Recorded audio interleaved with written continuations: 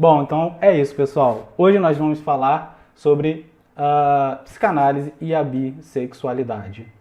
Boa noite, Marina. Boa noite, Igor. Vamos lá, então. Esse é um conceito muito importante na estrutura psicanalítica, tanto na questão do desenvolvimento da psicanálise em si, tá ok? Da questão da conceituação, como a psicanálise é construída a partir desse conceito, e não só, mas também na formação do pensamento moderno, apesar das novas abordagens que nós temos vivido, que nós temos desenvolvido dentro da formação do nosso pensamento, tá? Então isso é muito importante da gente falar, porque essa abordagem não é uma abordagem ideológica, tampouco religiosa. Estamos aqui para poder falar sobre a psicanálise ou sobre a bissexualidade à luz da psicanálise, sobre uma percepção psicanalítica que vale dizer que é construtora desse acesso ao diálogo em relação à bissexualidade, é construtora do desenvolvimento do pensamento enquanto seres bissexuais, e nós vamos entender isso ao curso que formos ao curso do desenvolvimento aqui da nossa live. Então é muito importante a gente frisar e pontuar que essas questões que estão sendo trabalhadas hoje são questões meramente, e eu digo mero no sentido puro, técnico, ok? Então a nossa percepção não é religiosa, a nossa abordagem não é religiosa.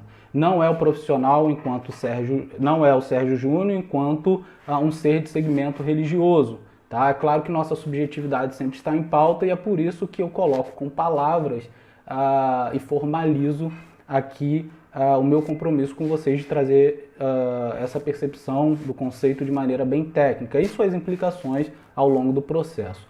A partir do momento que eu falo isso, eu também tiro o polo de qualquer defesa, de qualquer posicionamento, ok? Ideológico. Não estamos aqui para poder falar de ideologias ou se posicionar a favor ou contra determinados comportamentos a partir do desenvolvimento do conceito, ok? Nós estamos partindo da premissa, tá, de que a abordagem psicanalítica é do ser enquanto o ser, a construção do ser.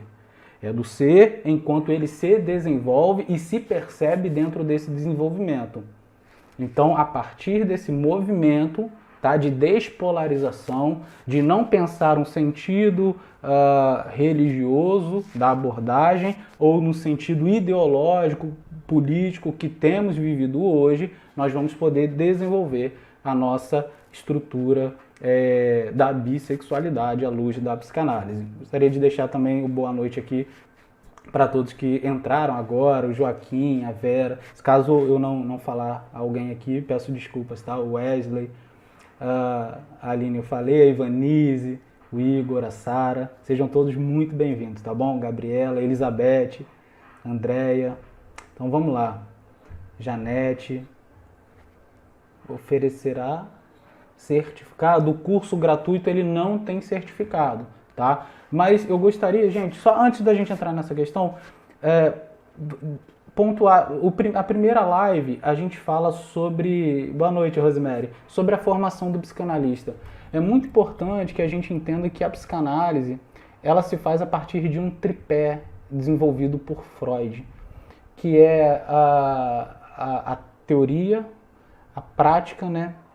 E a supervisão, ou seja, a prática enquanto prática clínica em si, sendo clinicado, tá? Sendo trabalhado. A psicanálise no Brasil, ela tem sido um pouco distorcida, até mesmo pela preocupação das escolas em termos financeiros. É claro que é importante que uma escola te certifique. É claro que é importante, porque isso é importante para que você mostre ao seu paciente e o seu cliente, como você preferir chamar, e mostre a ele que você desenvolveu e cresceu dentro dessa área, que você está crescendo cada vez mais, que você se formou, você participou de uma escola e participa, que é o mais importante. Você sempre estar vinculado a uma sociedade que fale, viva a psicanálise, desenvolva a psicanálise. Mas não queiram o certificado como aquilo que vai, pelo menos na psicanálise, aquilo que vai te garantir. A psicanálise é método, é técnica, método de investigação e clínica. Então, a partir daí, você vai se tornando ao longo dos anos do seu envolvimento, um psicanalista de verdade. E o curso gratuito é para você falar assim, que legal, é isso que eu quero para mim, é isso que eu quero para minha vida. Então, quem não viu, primeira live, o que é psicanálise de fato, beleza? E eu pontuo algumas questões assim, principalmente sobre como desenvolver aí a psicanálise, beleza? Boa noite, Márcia. Então vamos que vamos, pessoal, vamos trabalhar a nossa aula de hoje. A aula porque é do curso gratuito também, mas a live de hoje, vamos lá. Bom, então vamos contextualizar a bissexualidade dentro daquilo que nós já falamos, tá bom? Em primeiro lugar, a bissexualidade psíquica, tá? É importante essa abordagem. É um conceito importante para a construção da investigação psicanalítica, porque Freud a situa no cerne da sexualidade humana. Então o que a gente está falando aqui é que a bissexualidade, o conceito de bissexualidade, não é só um conceito a mais dentro desse escopo para a percepção do inconsciente de Freud enquanto uma teoria do desenvolvimento ou uma teoria, né, do desenvolvimento psicossexual. O que a gente está falando aqui é que a bissexualidade é uma parte constitutiva para compreendermos o processo de subjetivação, né, ou processo de construção do eu enquanto ser humano. O que a gente está falando é que o termo bissexualidade, ou seja, a bissexualidade psíquica, ela é parte constitutiva, e a gente vai ver como esse processo se dá em Freud, do ser humano. Do ser humano enquanto um ser de relações, enquanto um ser, e aí é muito importante, de pulsão, enquanto um ser que deseja, né? Desejo sendo movimentado, né, pela pulsão, que é a nossa mitologia. Por algum motivo, talvez pelas formas de abordagem que eu me fiz, ou que me vali no começo da apresentação, a bissexualidade não tem sido tratada com a devida importância que o pai da psicanálise, ou seja, Freud, deu. Vemos isso através das poucas literaturas e pouquíssimos debates em volta desse assunto. Isso acontece por alguns motivos, tá? Motivos de má compreensão do conceito e outros motivos por ideologias, né, que compreendem todos os lados. A gente vai ver, tá? Dos dois lados, esse processo ideológico, e a gente sabe que estamos, pelo menos o Brasil, mergulhados nesse processo, o processo ideológico ele rompe com a nossa possibilidade de conhecer, né?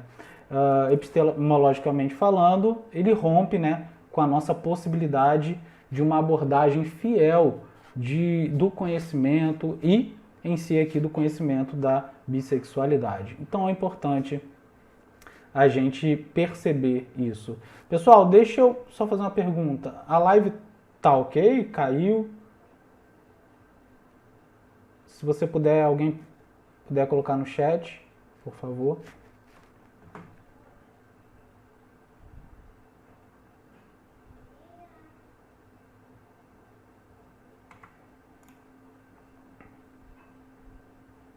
Ok?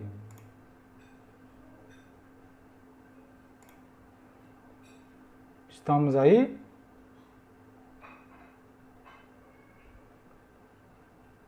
Está ok? Ah, obrigado, pessoal. Obrigado. É porque tem um delayzinho aqui. Estava esperando o chat falar. Obrigado. Tá bom, obrigado. Ok. É porque sumiu na minha tela que eu fiquei preocupado. Beleza? Bom. Beleza. Vamos caminhando então. Então, dito isso, pensar sobre esses conceitos nos leva ao encontro de algumas dificuldades de articulação que Freud ele já havia percebido no curso da sua pesquisa, tal como sendo a bissexualidade uma disposição originária, de que forma se relaciona então com a pulsão. E a gente vai ver que essa pergunta ela vai permear todo o processo de desenvolvimento do conceito em Freud. como que a psicanálise, sendo originária, ou seja, parte constitutiva do nosso ser, como ela pode ser, então, um conteúdo que se desenvolve enquanto pulsão, tá? Lembrando que, se ela é parte constitutiva, ela faz parte de nós, isso fere aquilo que Freud desenvolve como uma teoria da libido. Ou seja, todo o meu processo, né, de sexo psicossexual, de desenvolvimento psicossexual baseado na sexualidade, ele sofre, né, um tipo de ruptura, porque estamos dizendo que há um novo conceito, né, que está que está aquém da pulsão, que está fora da pulsionalidade. Ora, dentro da teoria da sexualidade, é a pulsão que movimenta o nosso desejo. Ela que é o fator que desenvolve as nossas representações. Então eu teria que compreender a bissexualidade disposta no indivíduo de outra maneira. Então a primeira pergunta que se faz se é uma disposição constitutiva, originária, como que ela vai se relacionar com a pulsão? E também outras dificuldades estão ligadas, como eu já falei, ao fato de que esse tema, na maioria das vezes, ele é inquietante quando não explosivo, tá errado aí, minado pelas conhecidas sensibilidades sociais e ideológicas. Falar sobre bissexualidade é, consequentemente, levar ao comportamento ou à prática do conceito que diz respeito à homossexualidade e à heterossexualidade. E quando a gente aborda esse conceito ou esses conceitos na contemporaneidade, no mundo moderno, ou nas formas de pensar do mundo moderno, é como se a gente entrasse num campo de batalha. É como se não houvesse uma possibilidade de ser neutro. É como se cada palavra que a gente disser sobre isso, ou que a gente propor a partir, né, do desenvolvimento, do conhecimento, é como se a gente estivesse propondo algo pessoal, entrando num campo onde eu estou aqui para brigar com você, segundo aquilo que você acredita, contra aquilo que eu acredito. E não é bem assim, mas infelizmente é como a nossa sociedade, principalmente brasileira, sem querer ser um profano do pensar brasileiro, mas é isso que a gente tem vivido ultimamente. A gente vê isso nas polarizações políticas, sociopolíticas, econômicas, né? Hoje você não pode ler determinados autores porque ou ele é liberal ou ele é progressista. Você não consegue ler um autor sendo neutro, pegando aquilo que alguém desenvolve de bom e colocando no seu escopo de conhecimento, rejeitando aquilo que para você é ruim e pegando ou eu leio Mises, ou eu leio Marx, ou eu leio esse, ou eu leio Foucault, eu leio... E não, parece que isso tomou conta, né, das nossas capacidades e a gente não consegue desenvolver bem por conta disso. Leiam tudo aquilo que estiver disponível pra gente. Bom, então tomando norte, a bissexualidade psíquica, mais do que esta ou aquela escolha na vida amorosa adulta, ressalta então a dupla referência ao masculino e ao feminino. Ou seja, o que Freud está falando aqui são percepções que ele vai desenvolver ao longo da sua vida, enquanto ele aborda o conceito de bissexualidade no desenvolvimento ou na construção do sujeito. Essa percepção dele, ela vai estar dividida entre modo ativo e passivo, a gente vai ver um pouquinho mais para frente, né? Entre modo fálico e castrado, né? São 3 percepções, e entre o masculino e o feminino. E por isso aqui essa referência ao pai e à mãe, especificamente as funções materna e paterna, encarnadas nestas figuras concretas ou seus substitutos. Então, quando a gente fala sobre pai e mãe e sobre a relação do desenvolvimento da criança enquanto um ser bissexual, e eu vou pontuar como podemos chamar esse ser de bissexual, essa bissexualidade psíquica, onde a gente vai entrar num campo de diálogo com a bissexualidade. É de caráter biológico ou é de caráter psíquico? Se é de caráter psíquico, como ela pode se compreender à luz da biologia, ou seja, como a genitália ou como o órgão sexual influencia a minha sexualidade ou a minha escolha de sexo, né? Melhor dizendo.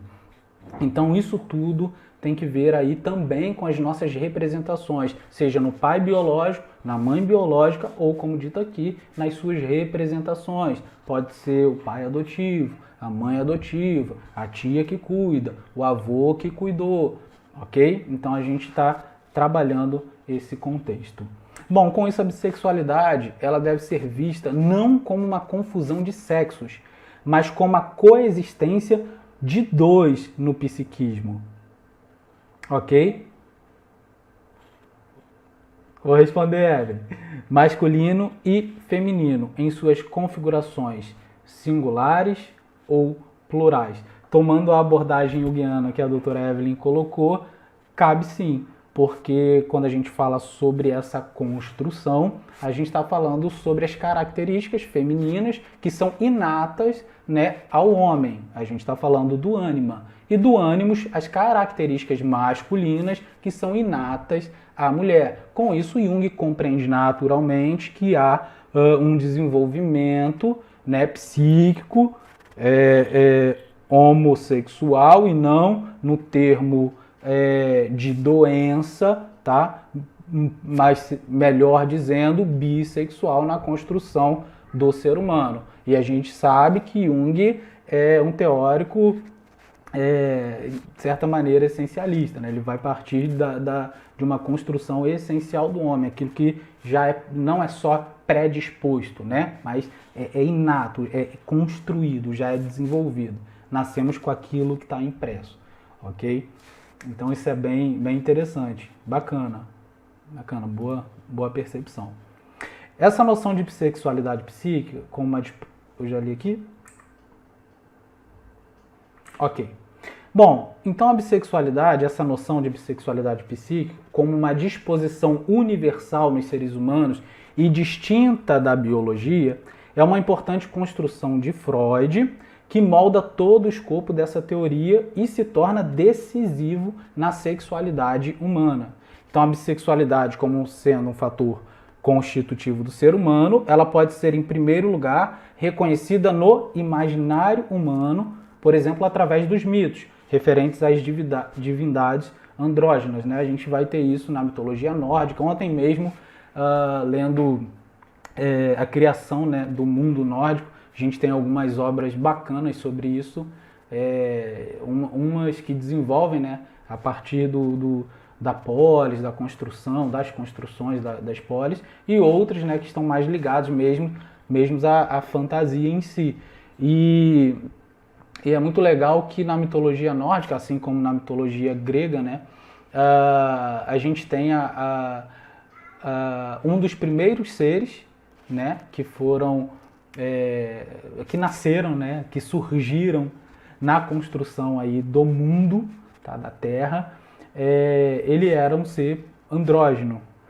Andrógeno, se eu não me engano, era o Ymer, mas não tenho certeza agora, mas que é muito bem desenvolvido na mitologia nórdica, assim como o andrógeno, né, da mitologia grega, onde tinha os filhos do Sol, que eram os homens, as filhas da Terra, que eram as mulheres, e, né, vocês podem ver isso no banquete de Platão.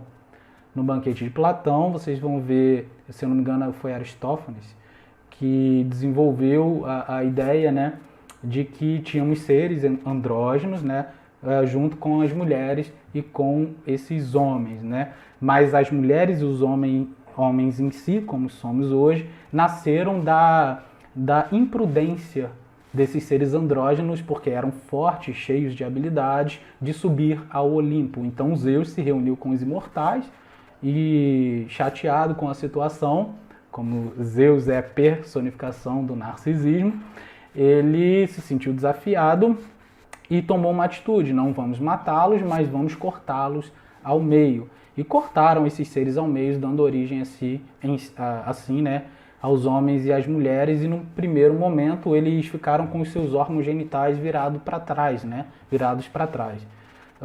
mas com isso esses seres tentavam encontrar cada um os seus pares. E esses pares, né, na mitologia, eram tanto homens com homens, mulheres com mulheres e homens com mulheres. Zeus, vendo que eles se uniam e ficavam juntos, definhando até a morte, até que um morresse, o outro se levantava e buscava um novo par para poder tentar se unir novamente. Então Zeus ficou compadecido e aí ele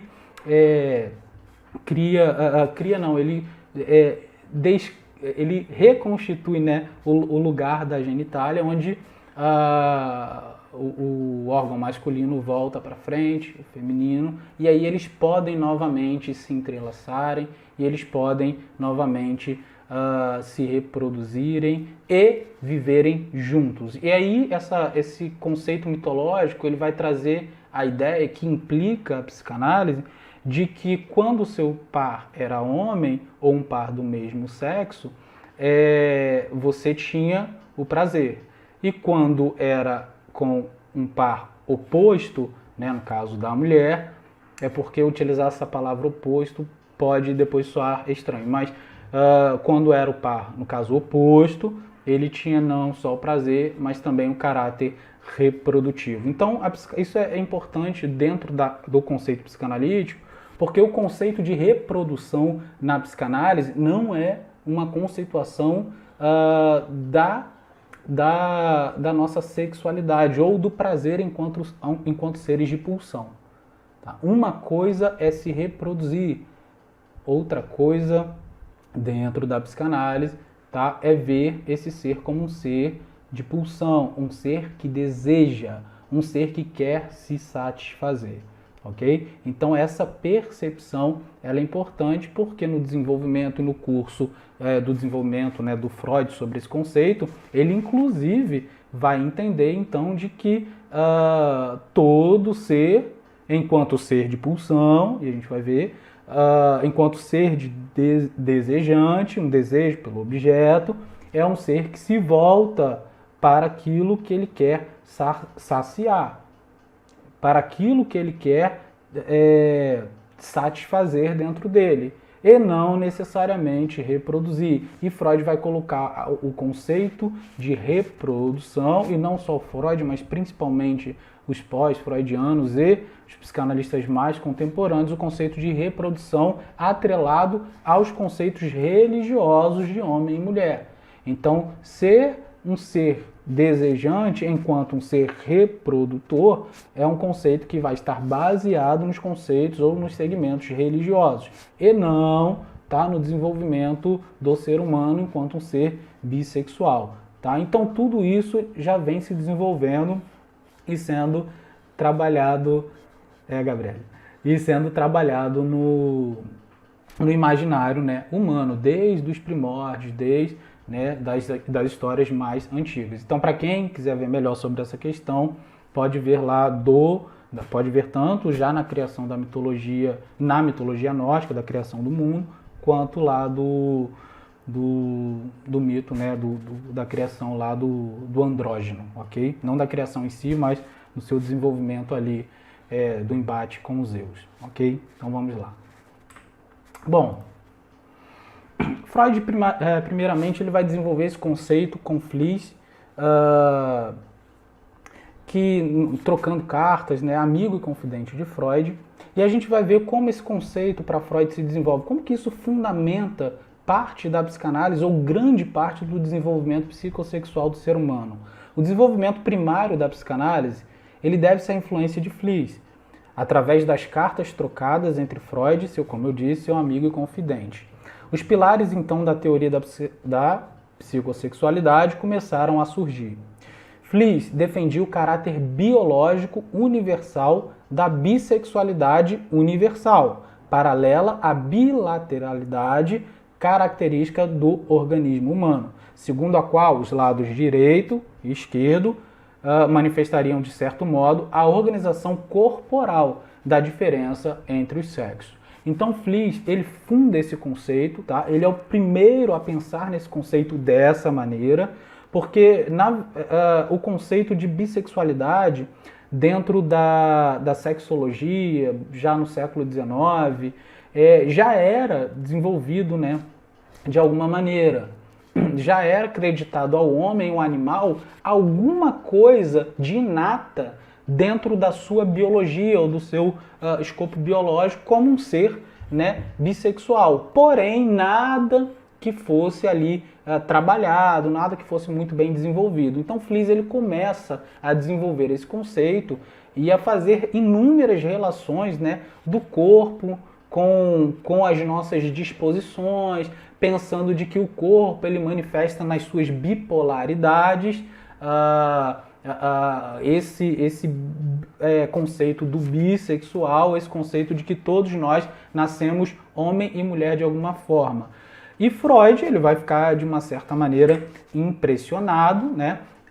Ele vai achar essa ideia inovadora, mas ele vai pensar isso no campo da psique e não no campo da biologia, mesmo reconhecendo de que pensar no campo da psique, né, tem que, de alguma forma, ter algum encontro, né, com o caráter biológico. Então, Freud ele se vale, né, das teorias de Fliess para poder compreender, né, a bissexualidade dentro das nossas disposições psíquicas. Então, Freud escreve uma carta em dezembro de 1896 anunciando a sua adesão à teoria da bissexualidade para poder, em todos os seres humanos, para poder formular, né, uma etiologia das neuroses. Então, Freud, a partir do estudo das neuroses, a partir da sua percepção, né, principalmente na histeria, ele vai entender de que a bissexualidade, de alguma maneira, ela é inata ao ser humano.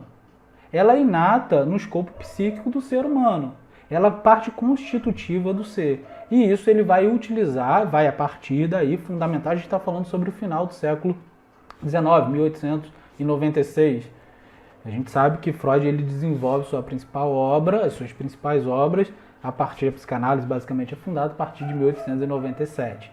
Ok? Então, a partir daí, olha como o precurso da psicanálise já é um precurso de diálogo profundo a respeito de um conceito que tem sido tomado hoje de maneira, infelizmente, né, polarizada, ideológica.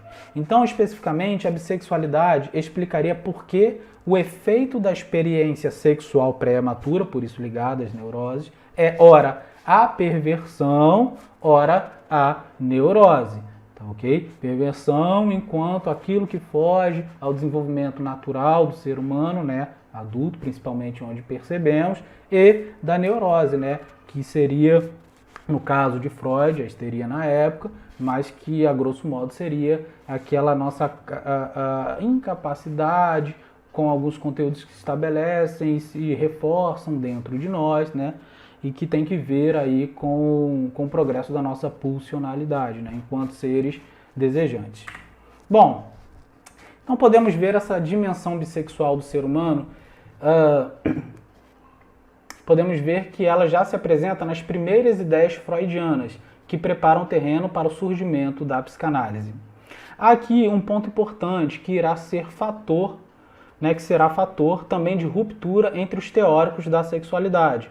Porque Freud ele vai tomar esse conceito para ser aplicado ao desenvolvimento do fator psíquico e Fliess vai acusar o Freud, né, de ter roubado a sua tese. E Fliess ele vai insistir nesse caráter de polarização do corpo entre o masculino e feminino como algo opostos, né? Então, enquanto eu me desenvolvo como homem, eu vou suprimir, né, as minhas características ou aquilo que eu tenho de feminino, né? Seria melhor dizendo, aquilo que eu tenho da mulher em mim. Enquanto que mulher, né, eu suprimiria, eu abafaria aquilo que eu tenho de homem em mim. E Freud vai ver que nesse percurso isso não funciona muito bem. Não é dessa maneira que a psicanálise, que a bissexualidade constitutiva do ser, enquanto uma bissexualidade psíquica, compreende o desenvolvimento do ser humano. Tem alguma coisa que precisa ser melhor estabelecida. E a gente vai ver como isso acontece. Das cartas trocadas entre ambos, constatam-se como duas concepções basilares para uma pretensa teoria freudiana da bissexualidade. A primeira, então, vai dizer respeito ao fenômeno como uma predisposição universal, enquanto fator psicológico. E a segunda concepção tributa à bissexualidade a explicação para o recalcamento e as neuroses, entendimento posteriormente relativizado por Freud. Relativizado porque quando falamos de recalque, falamos de uma função do recalcamento, como eu disse, né, do meu oposto. Ora, se somos seres dispostos, né, ou seres que se desenvolvem enquanto seres bissexuais, não necessariamente eu recalco o meu lado, ou eu estou colocando assim de maneira bem rasa, desculpem, mas o meu lado feminino, ok? A minha construção do feminino. Ao mesmo passo que enquanto mulher, enquanto direcionada para a feminilidade, eu não recalco o meu conteúdo masculino ou a minha masculinidade. Há algum tipo de diálogo, há algum tipo de construção, há algum tipo de relação entre aquilo que eu desejo e a minha constituição como homem e mulher, enquanto seres psíquicos. Olha que interessante, a gente vai ver como isso acontece. Então, Freud adota o conceito de bissexualidade como uma disposição psíquica inconsciente, própria de toda subjetividade humana, uma vez que ela se fundamenta na direção sexual, o que ela leva cada pessoa a fazer uma escolha sexual, seja então, aí sim, pelo recalque de um dos dois componentes da sexualidade, masculino e feminino, ou pela aceitação desses dois componentes, ou ainda pela renegação da diferença sexual, ou seja, aquilo que eu recalco, que se manifesta dentro de mim e que eu mantenho ali como um sintoma, como algo que eu não quero, mas que no progresso da minha pulsionalidade ele vai se manifestando, né? Ele vai se mostrando e ele vai constantemente, pelo meu mecanismo de defesa, sendo assim esquecido, reprimido, recalcado, ok? Bom, então, deixa eu ver aqui, só hora, ok? A gente vai caminhar já para o final e vamos trazer uma aplicação mais prática para poder pensar a bissexualidade, que a gente está traçando, né, um paralelo histórico, né, e conceitual. Então, é nesta acepção que Freud incorpora, posteriormente, a bissexualidade como resultado de identificações masculinas e femininas do eu. Isso é importante, do eu. E aí ele está trabalhando a ideia de, ora, a libido como impulso sexual, né, como uma pulsão baseada na sexualidade, nas experiências sexuais que formam as minhas representações. Então, como que eu posso falar sobre essas identificações que surgem a partir da bissexualidade?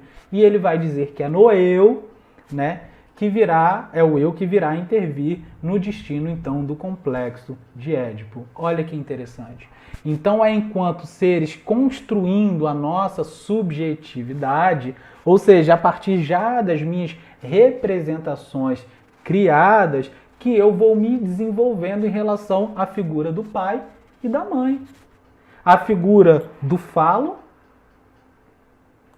e, já trazendo, né, o conceito do castrado, daquilo que foi tirado, daquilo que é castrado, daquilo que é ativo como a masculinidade e aquilo que é passivo, né, o objeto de desejo ou do desenvolvimento em relação ao desejo, que é a mãe. Para Freud, a natureza bissexual dos sintomas histéricos não apenas representam uma conciliação entre impulso libidinal e um impulso repressor, como também a união de duas fantasias libidinais de caráter sexual oposto. Para ele, vale mais uma vez se Para ele, mais uma vez, se confirmava a disposição bissexual inata, então, no ser humano. Então, na análise, eu já queria deixar como indicação o caso Dora, para que vocês estejam lendo, estejam conhecendo. E também queria deixar aqui o Homem dos Lobos, tá? Que Freud vai se valer também. E tem outros textos, né? Como Uma Criança Espancada, ou tem a tradução também poderia ser Bate-se uma Criança, para que vocês possam estar lendo, tá? Referente ao que a gente está trabalhando aqui. Também Fantasias Histéricas e sua relação com a bissexualidade, também outro texto que eu gostaria de indicar aqui.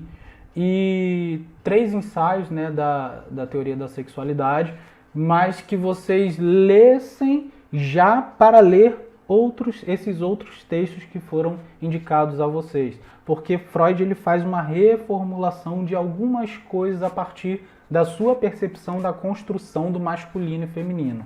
Tá? Então, a partir disso, é importante que vocês já estejam dispostos a entrar em outras leituras que vão desenvolver melhor tal conceito aí de bissexualidade. Então, na análise do Homem dos Lobos, Freud afirma que a relação com a bissexualidade não é exclusiva para explicar o recalque, ainda que certos casos possam levar a crer que é o conflito entre tendências masculinas e femininas que dá origem ao recalque e à formação de neuroses. Mas é o eu que põe em ação essa defesa, em benefício de uma das tendências sexuais. Ou seja, nós nascemos, e aqui está o nosso ponto-chave, gente.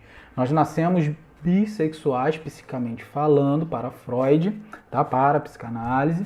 Nós nascemos seres bissexualmente, com esse caráter, né, inato, onde nós, ao longo, tá, no progresso da nossa pulsionalidade, ou seja, na construção da minha relação com o objeto, né, desejado, eu vou escolhendo, a partir das minhas experiências, né, escolhendo de que maneira eu estarei, então, satisfazendo os meus desejos e correspondendo às exigências morais, sejam elas culturais, sociais, religiosas, familiares. Ok? Então é no progresso da minha da construção da minha subjetividade, do meu eu, enquanto um ser, né, representado ou partindo, né, das minhas representações, eu vou assim desenvolvendo a minha escolha como ser, e aí podemos empregar esses conceitos mais tarde, como um ser homossexual, né? Eu poderia chamar hoje homoafetivo, porque esse termo homossexual ele nasceu como uma ideia de perversão, ou seja, uma doença, e por isso, né, muitas pessoas hoje têm usado o termo homoafetividade para poder não trazer uma ideia, né, de uma doença, porém de uma escolha em si. E agora o que é interessante, no sentido mais prático, é que a gente vê claramente que essa predisposição mesmo que psíquica, ela parte então de como as minhas representações são estabelecidas no meu período de desenvolvimento psicossexual. Não é que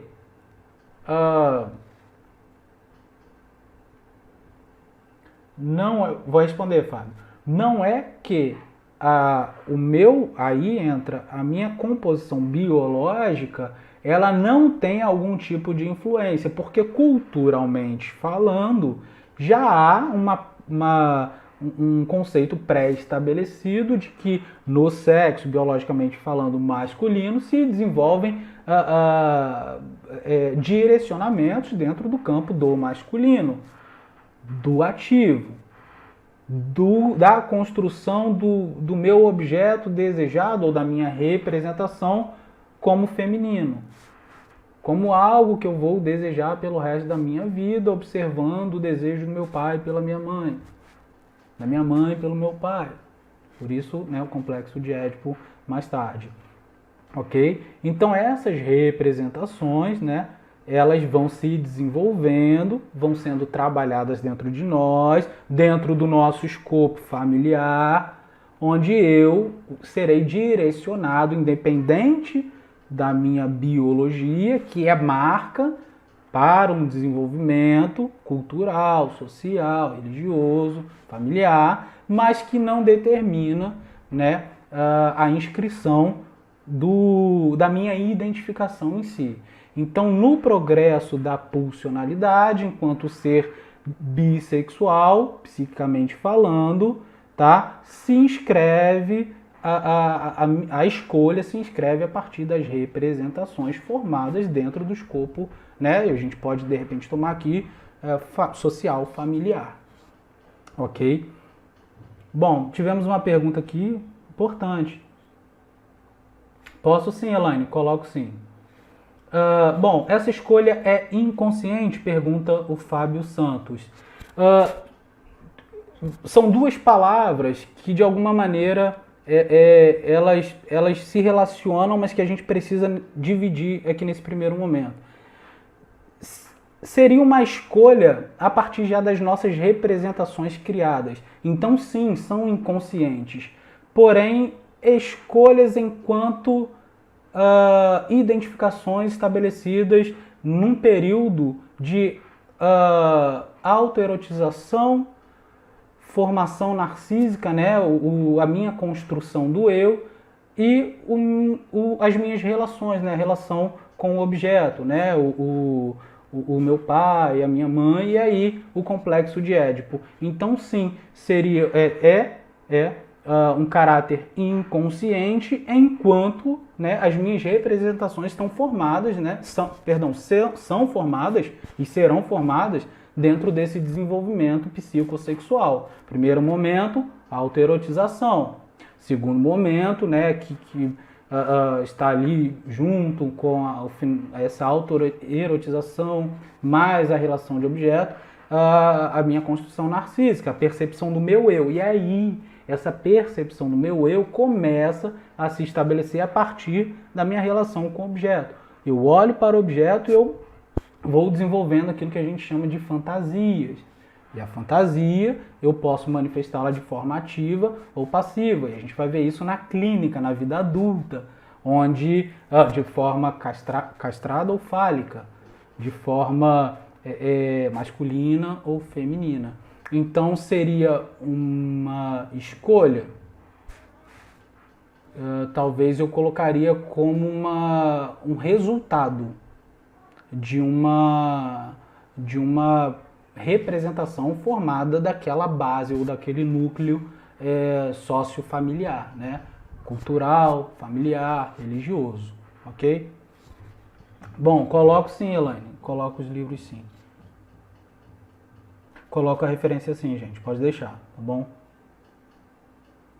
Sim, se a gente pensar naquilo que Freud desenvolve, né, da bissexualidade na psicanálise, sim, na primeira infância, a doutora Evelyn colocou, na primeira infância, porque são nossas representações, nosso eu. E aí, né, e olha que interessante, mas continuamos a dialogar com as nossas pulsionalidades, porque a gente vê que por exemplo, isso aqui, tá? Como eu disse, não é ideológico, não é um bate-papo religioso, mas é pensando a bissexualidade tão somente à luz da psicanálise. E à luz da psicanálise, a gente compreende que então aquele ser que se forma ao longo do tempo dentro de um segmento religioso, o qual tem como premissa a homossexualidade como pecado ou como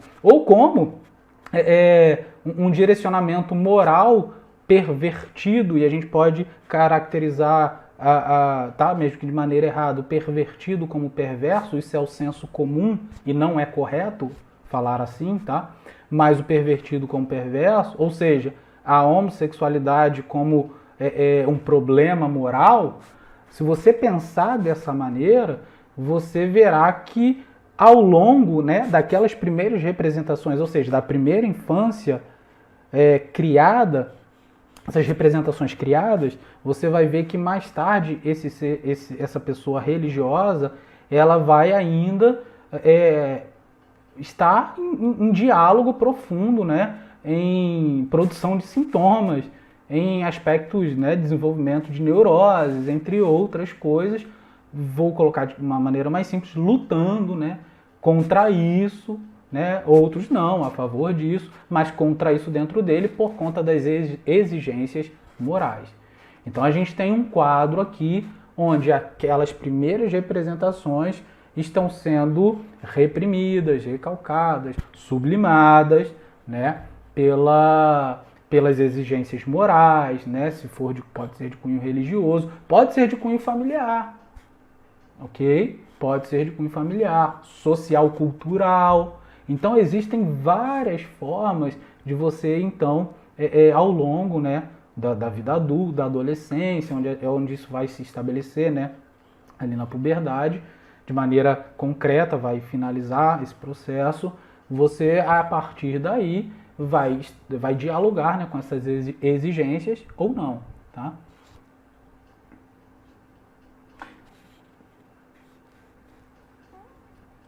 Seria mais uma construção inconsciente do que uma escolha consciente? Sim, Fábio. Pensando na disposição, pensando na conceituação e no trabalho psicanalítico, sim, ok? Pensando na evolução do conhecimento da bissexualidade, no progresso do eu, da construção do eu, sim. Agora você fez essa pergunta e que por sinal, dos dois jeitos foram boas, excelentes perguntas para a gente poder pensar. Como construção na representação inconsciente. Mas quando mais tarde, como adulto, consciente. Porque eu já reconheço meu objeto de desejo e posso ou não recalcar e negar.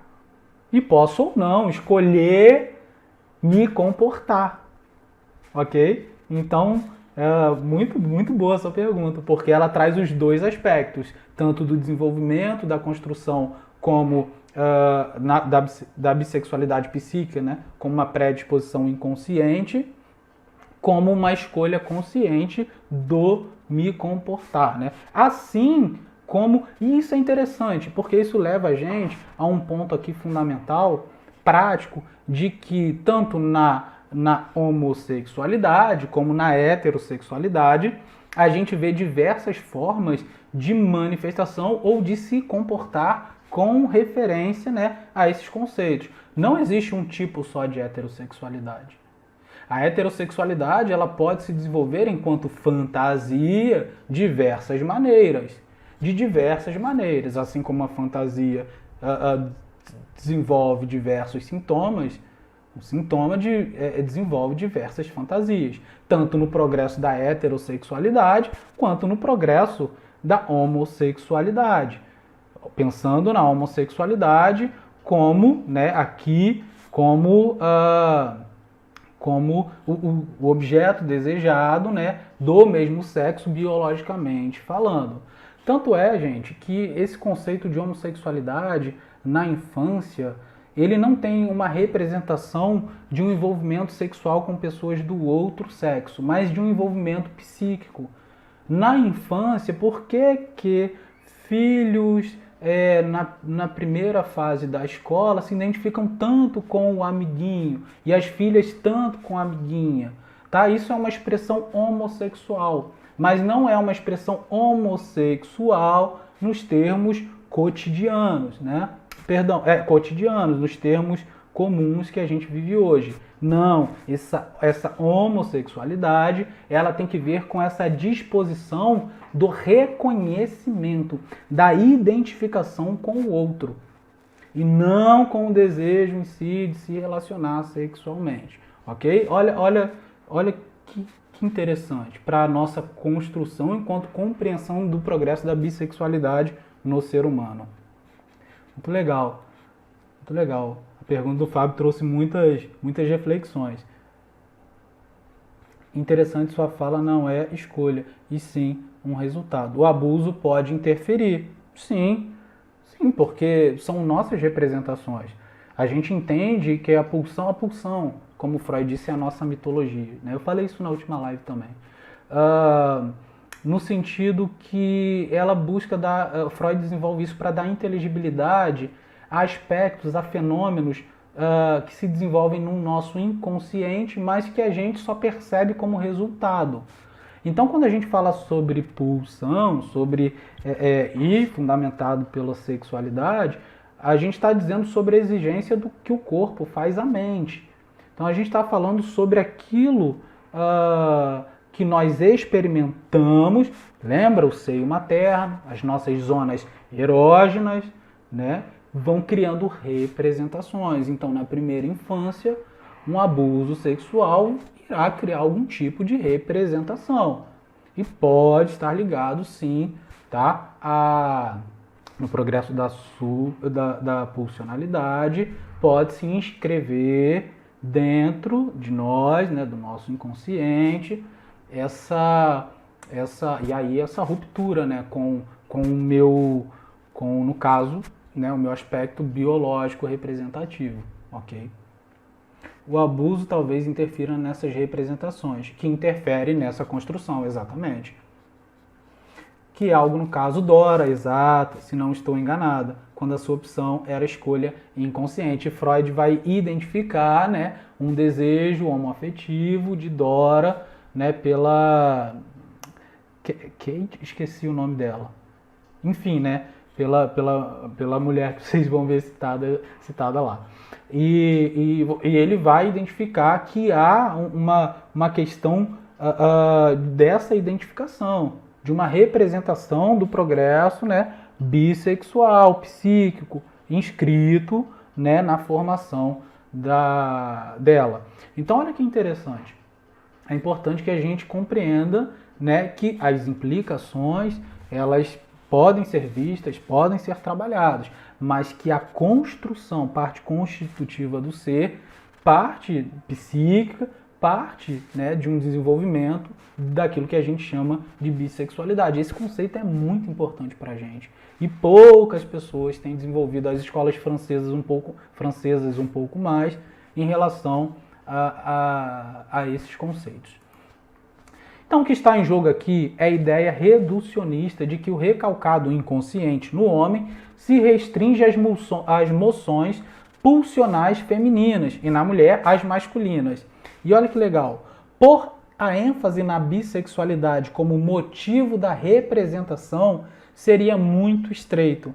Pô-la no conflito entre o eu e as tendências sexuais, a libido, cobre todas as ocorrências. Lembra a primeira pergunta? Como relacionar a questão constitutiva, originária do ser como bissexual em relação às pulsões? Eu teria que negligenciar a ideia, né, do nosso impulso sexual, da nossa libido, quanto o nosso fator, né, primal de constituição, o que nos move, né, a construção das nossas representações. E aí a sacada é de que estaria relacionado então à nossa subjetividade, ao conflito do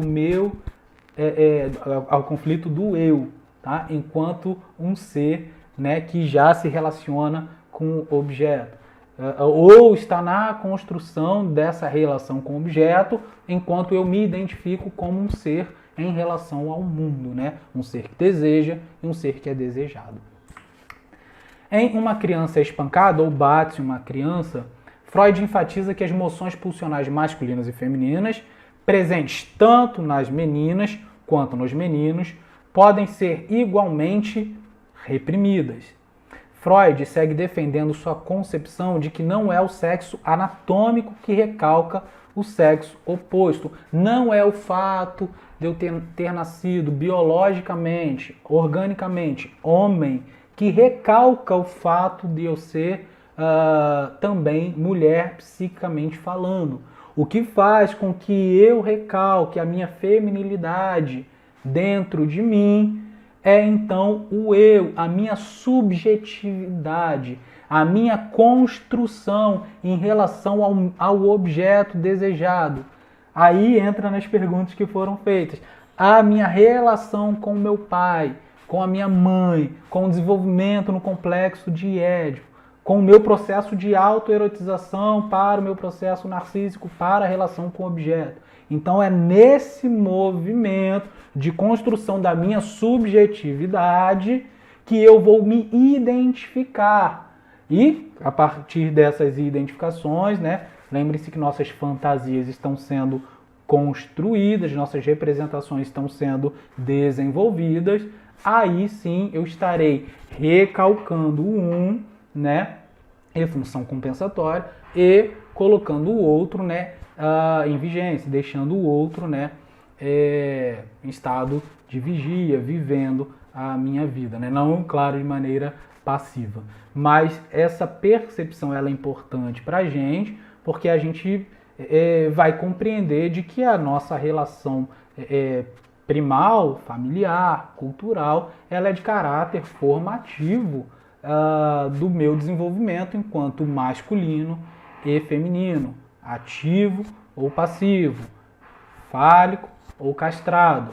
Né? E é importante a gente compreender que no complexo de Édipo há um reconhecimento do filho, da filha, em relação ao falos, em relação a quem detém o poder, em relação àquele que representa a ordem, a exigência, a moral, ok? Então isso é importante para a gente compreender, tá? Em análise, terminável e interminável, reage nominalmente à tese de Fliess, né, por conta desse progresso aí do recalque, desautorizando a sexualizar o recalque dessa maneira, porque para Fliess, como eu disse anteriormente, o recalque era se eu sou um ser, né, organicamente, biologicamente masculino, ou do sexo masculino, então, consequentemente, o meu lado feminino já é recalcado em si. E a gente vai descobrir que não é assim que funciona. Ou seja, explicar sua origem em fundamentos biológicos, em vez de estritamente psicológicos. Então, para a gente refletir, se nascemos pura pulsão, como conciliar essa premissa freudiana para de uma bissexualidade originária? Seria então uma predisposição inata ao ser humano que se desenvolve a partir da sua relação com o objeto? Freud vai compreender, e a psicanálise, que sim, mesmo que teóricos pós-freudianos, né, não compreendam, não desenvolvam muito bem a bissexualidade dessa maneira. Mas à disposição da psicanálise, nós temos a melhor forma de compreender nossas representações do masculino, do feminino, das nossas fantasias em si, na psicanálise, o que é muito importante para a gente, ok? Fábio fala, deve ser por isso que várias vezes uma pessoa na meia-idade, por exemplo, e muitas vezes já casado e com filhos, começa a sentir desejo pelo sexo oposto ou pelo mesmo sexo. Boa noite, Rosane, seja bem-vinda. Fábio, isso é interessante. Isso é interessante porque o fator social, no primeiro momento ali da vida, o social, cultural, nesse primeiro momento ali da vida, ele não é responsável, ele não é determinista nessa formação do bissexual, né, enquanto ser masculino ou feminino. Porém, como há uma predisposição inscrita no ser humano, qual é desenvolvida pela subjetividade, fatores, eu vi um exemplo hoje interessante, fatores podem influenciar sim a um ser, isso, pelo mesmo sexo, a uma pessoa casada, a um sujeito casado, com filhos, por exemplo, se relacionar com alguém do mesmo sexo. É verdade, porque, por exemplo, ele não é determinista isso, tá? Não é um fator determinista, mas é um fator implicatório. Porque há uma predisposição, qual sofre um recalcamento, de alguma maneira, por conta do progresso da minha subjetividade, né, o progresso da minha pulsão, em relação à minha subjetividade, eu como sujeito, recalco o meu conteúdo, seja passivo, seja ativo, recalco esse progresso, e aí eu sou preso, vou para uma prisão, sou casado, tenho filhos, minha orientação é o desejo pelo sexo oposto, mas que na psicanálise a gente compreende que aquilo que é recalcado, ele se manifesta continuamente, né, de alguma maneira. E é claro que pelas nossas representações, nós lidamos bem com isso, ok? Nós lidamos bem. Eu posso simplesmente ter essa minha orientação e vivê-la o resto da minha vida sem que isso se forme um sintoma necessariamente. Apesar de que Freud vai perceber no desenvolvimento da histeria, né, dos neuróticos, essa dupla, né, essa dupla formação. E aí o rapaz foi preso, casado, tem filhos, para ficar tantos anos na prisão. E as suas exigências morais entram mais uma vez numa espécie de... a gente vai, né, na teoria do desenvolvimento, a gente vai ver o processo de síntese, né? O processo primário e o processo secundário. A gente vai ver a autossatisfação, como buscamos nos autossatisfazermos, e as exigências morais. Isso é uma balança. Então a bissexualidade ela tem que ver com esse processo. Ao passo que as minhas exigências morais são deixadas de lado, a minha autossatisfação ela pode, os meus processos primários, eles podem sim se manifestarem, né, na minha personalidade. E aí, um homem casado que tem filhos, como você bem colocou, ele pode realmente, na prisão, ali não é algo determinista, mas circunstancialmente falando, ele pode sim se relacionar com uma pessoa do mesmo sexo. Ora, percebe?